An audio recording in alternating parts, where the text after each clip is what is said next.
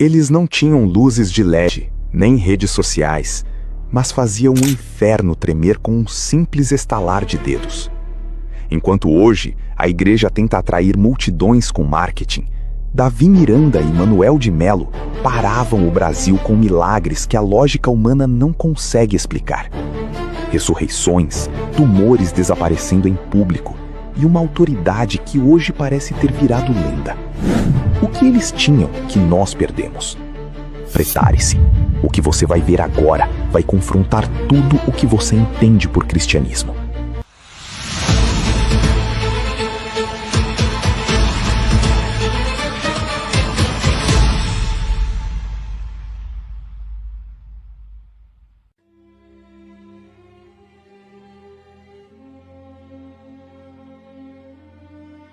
O Brasil entre 1950 e 1990 não era apenas um país em desenvolvimento. Era um caldeirão de desespero e esperança. As metrópoles inchavam com o êxodo rural. Famílias inteiras abandonavam o campo para enfrentar o cinza das favelas e o anonimato das grandes cidades. O catolicismo rural, antes o refúgio das almas, desmoronava sob o peso da industrialização, deixando milhões de brasileiros em um vácuo espiritual. O homem que chegava a São Paulo em busca de emprego encontrava o isolamento. A mulher que buscava a dignidade encontrava o caos moral. Foi neste cenário de anomia e desestruturação que o sobrenatural deixou de ser um conceito e virou uma moeda de sobrevivência. As igrejas tradicionais falavam grego e latim para um povo que precisava de pão e de cura. Foi aí, no meio desse caos urbano, que surgiram dois nomes que o inferno nunca esqueceu: Manuel de Melo e Davi Miranda. Eles não vieram para discutir teologia em salas com ar-condicionado. Eles vieram para traduzir o grito de Deus para a linguagem da rua. Manuel de Melo, o homem que quase morreu de uma paralisia intestinal, entendeu uma verdade que a elite religiosa ignorava. O povo não queria um ritual, o povo queria uma demonstração de força. Ele não se contentou com as quatro paredes dos templos discretos. Ele rompeu os portões, alugou estádios, tomou conta das ondas do rádio e, com a audácia de um profeta, declarou que o Brasil era para Cristo. Ele não pedia licença para entrar na cultura brasileira. Ele invadia o imaginário popular com um evangelho audível, visível e inegavelmente vivo. Enquanto os intelectuais debatiam, Melo curava. Ele transformou a fé em um campo de batalha público, onde o milagre era a evidência irrefutável de que Deus não estava morto, apenas esperando por um homem que tivesse coragem de testar sua fidelidade diante de 100.000 testemunhas. Em contrapartida, enquanto Melo era a voz do movimento nas massas, Davi Miranda era a âncora de ferro no meio da tempestade. O jovem rebelde do Paraná, que um dia tentou boicotar os cultos da própria mãe, tornou-se o guardião do rigor. Em um Brasil que se desmanchava em vícios e relativismo, Miranda fundou a Igreja Pentecostal Deus é Amor, não para ser popular, mas para ser um refúgio de santidade. Ele não vendia um evangelho leve, ele vendia a sobrevivência espiritual. Ele entendeu que, no caos das metrópoles, o homem precisava de uma identidade clara e de uma autoridade inquestionável. Miranda era o homem da madrugada, que não aceitava que a igreja fosse mais do mesmo. Ele construiu um sistema de disciplina, jejum e oração tão radical que, para quem estava perdido no vício e na miséria, aquela igreja não era apenas um lugar de culto. Era o único lugar onde a autoridade divina realmente parava o caos. Eles foram os arquitetos de uma revolução que as estatísticas sociais ainda tentam explicar. O que a sociologia chama de explosão pentecostal, a Bíblia chama de avivamento. Esses dois homens não fundaram instituições por ambição. Eles criaram redes de acolhimento para uma nação desamparada.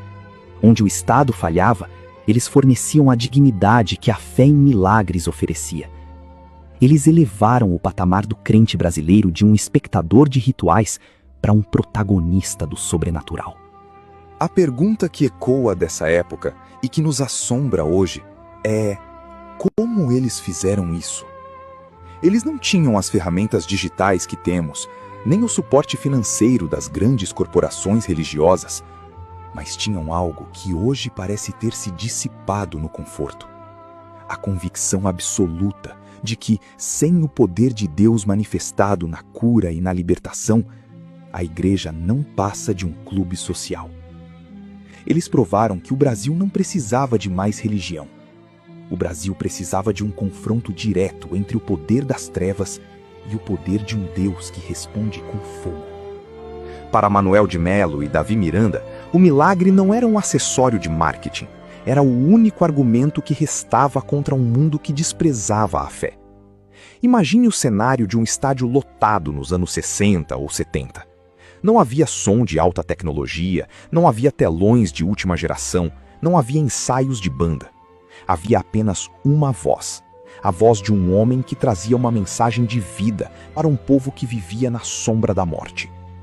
Quando Manuel de Melo subia ao púlpito, ele não estava lá para debater pontos teológicos com acadêmicos.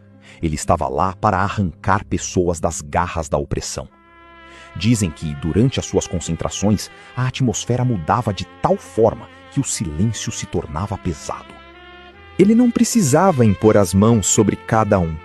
A própria pregação da palavra, carregada de uma unção profética indescritível, disparava curas em massa. Cegos que passavam a ver e surdos que, pela primeira vez, ouviam a música do Evangelho, não eram exceções. Eram testemunhos contínuos. O caso do homem com o tumor visível no pescoço que desapareceu diante da multidão durante uma oração coletiva de Melo tornou-se lendário. Não foi um truque de luz ou um exagero de época. Foram centenas de testemunhas oculares que viram o impossível se tornar carne. O uso dos lenços de fé, que muitos críticos na época tentaram rotular como superstição, era, na verdade, uma extensão da autoridade que ele carregava. Para o povo simples, aqueles lenços eram como as sombras dos apóstolos em Jerusalém, instrumentos de contato com a glória de Deus que aliviavam dores crônicas e traziam paz a mentes atormentadas. Manuel de Melo era um estrategista da fé. Ele entendia que, em um país sofrido, o evangelho precisava ser prático. Ele não apenas fundava centros de assistência, ele convencia o pecador de que Deus se importava com o estômago vazio e com a doença do corpo. Ele provou que, quando a igreja sai de trás dos seus muros e vai para a praça, ela deixa de ser uma instituição para se tornar um hospital de campanha de Deus. Davi Miranda, por outro lado, operava em uma frequência de poder que beirava o terror para as forças das trevas.